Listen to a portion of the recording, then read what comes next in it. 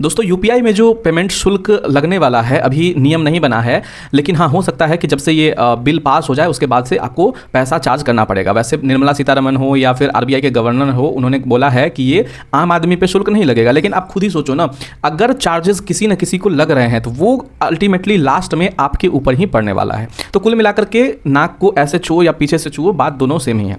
तो ये हो क्यों रहा है वो समझने की बहुत ज़रूरत है। देखिए वीज़ा और मास्टर कार्ड जैसी कंपनियां जो कि अमेरिका की है, उनको यूपीआई के आने से बहुत ज़्यादा नुकसान हो रहा है, क्योंकि यूपीआई के आने के बाद भारत के लगभग लोग जितने हैं सब यूपीआई से ही पेमेंट करते हैं। आप अगर सब्जी लेने जाओ, 2 रुपये का शैम्पू लेने जाओ, वो भी लोग आजकल यूपीआई से पेमेंट करते हैं, क्योंकि ट्रांजैक्शन कॉस्ट इस पर नहीं लगता है। अब भारत सरकार 2016 से इसको फ्री में चलाते आ रही है, क्योंकि यूपीआई जो है इंडिया की पहली और अपनी टेक्नोलॉजी है।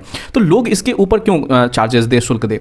अब लोगों का ये भी कहना है कि किसी न किसी को शुल्क तो इसका जो कॉस्ट है वो उठाना पड़ेगा। क्यों उठाना पड़ेगा भाई? साल का आपका लगभग 2000 करोड़ रुपए का कॉस्ट है, आप उतना बियर नहीं कर सकते क्या? आप सरकार उतना नहीं दे सकती क्या? वो उतना नहीं उठा सकती क्या? तो ये सबसे बड़ी चीज़ें हैं। और 2000 करोड़ रुपया कोई बहुत बड़ी चीज़ नहीं होती है भारत सरकार के लिए, क्योंकि उसके आने के बाद, यूपीआई के आने के बाद, एक तो यहाँ कैश की मतलब कि कैश में लोग बहुत कम पेमेंट कर रहे हैं, और जो हमारा डिजिटल इंडिया हो या फिर जो टेक्नोलॉजी को बढ़ावा देने वाली चीज़ है, उसको लेकर के लोग काफ़ी ज़्यादा हो रहे हैं। लेकिन अगर शुल्क लगने लगेगा तो फिर से लोग कैश के ऊपर शिफ्ट करेंगे, क्योंकि भारत सरकार का तो यूपीआई लाने का मकसद यही था कि लोग कम से कम कैश में पेमेंट करें। अगर चार्जेस लेने लगेंगे यूपीआई के ट्रांजैक्शन पे, तो लोग फिर से कैश यूज़ करने लगेंगे और फिर से वीज़ा और मास्टर कार्ड जैसी कंपनियों को फायदा होगा। तो ये दोनों कंपनी गई प्रेसिडेंट डोनाल्ड ट्रंप के पास, डोनाल्ड ट्रंप का फ़ोन आया मोदी जी के पास, और उसके बाद से ये सारा जो खेला बेला है वो हो रहा है। बाकी आपको कैसा लगा, आप क्या सोचते हैं, कमेंट बॉक्स में जरूर बताइए। उस वीडियो को ज़्यादा से ज़्यादा शेयर करें।